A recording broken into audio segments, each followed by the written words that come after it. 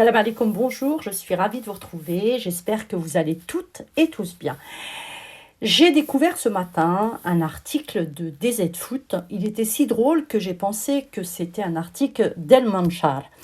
Le titre de cet article, vous l'avez sous les yeux, « Et si l'Algérie organisait une Coupe du Monde ?» J'ai ri pendant 10 minutes, le fou rire ne voulait plus disparaître, du coup je ne pouvais pas faire ma vidéo.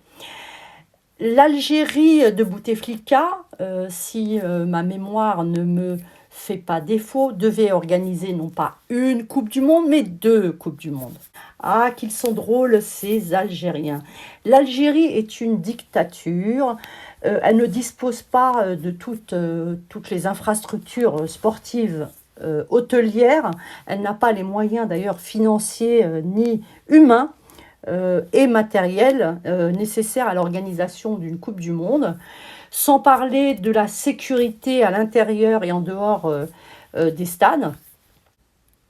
Le stade est devenu un exutoire pour ces milliers de jeunes chômeurs, des hétistes. Ils peuvent ainsi exprimer leur frustration, leur colère, leur mal-être. J'avais lu un article qui disait que en fait, la dépression en Algérie était l'une des maladies les plus fréquentes.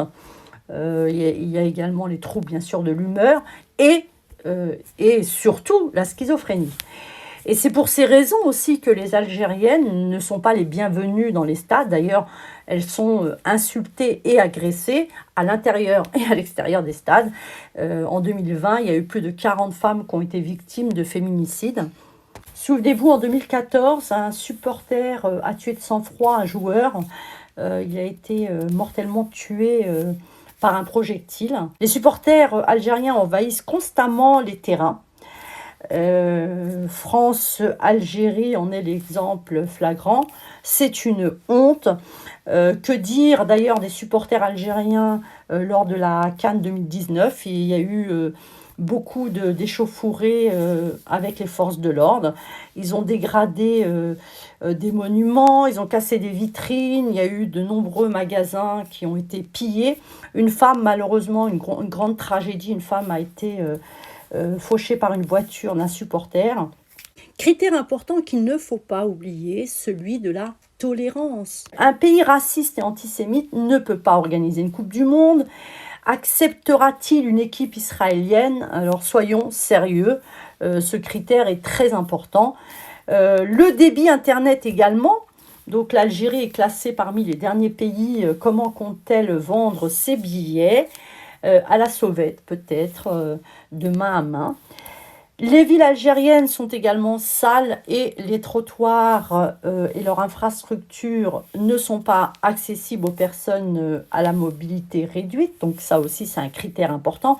Donc en fait, il y a beaucoup de critères. Je vous laisse découvrir l'article. La conclusion de l'article est réaliste.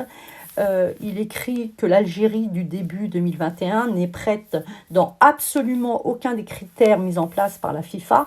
Je terminerai mon article par même celle de 2050.